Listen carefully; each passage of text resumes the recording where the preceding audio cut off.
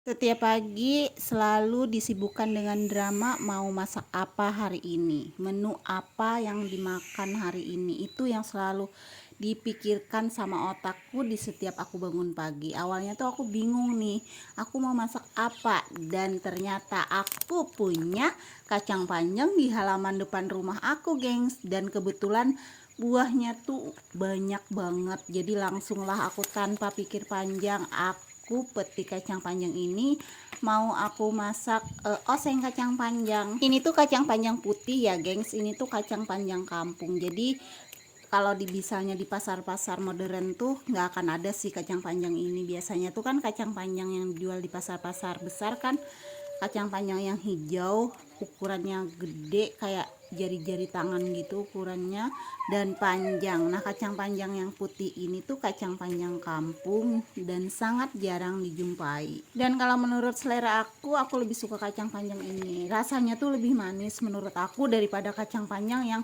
panjang-panjang yang berwarna hijau yang sering dijumpai di pasaran. Kacang panjang ini tuh enaknya kalau aku tuh kayak dioseng pakai bawang putih doang, pakai telur, dicampur telur, orak-arik telur tuh agak-agak sedikit pedas. Wah, mantap banget, gengs. Dan direbus juga enak, direbus aja terus dicocol sambal atau dicocol sama sambal pecel. Wah, selera banget sih, makannya pasti nambah dan nambah.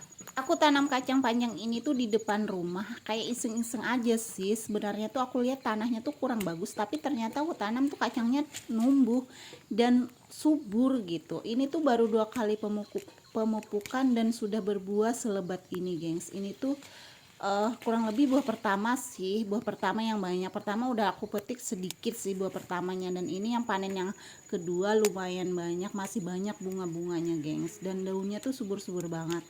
Dan ada yang bilang juga daun mudanya ini tuh bisa disayur, tapi kalau di kampung aku tuh nggak pernah ya nyayur daun muda kacang ini. Kebiasaan di setiap daerah tuh ya beda-beda, begitu juga dengan makanan. Seperti contohnya kayak daun muda kacang ini tuh kalau di tempat lain kan bisa dimasak kayak normal sih, kayak dimasak gitu. Tapi kalau di tempat aku tuh enggak, gengs.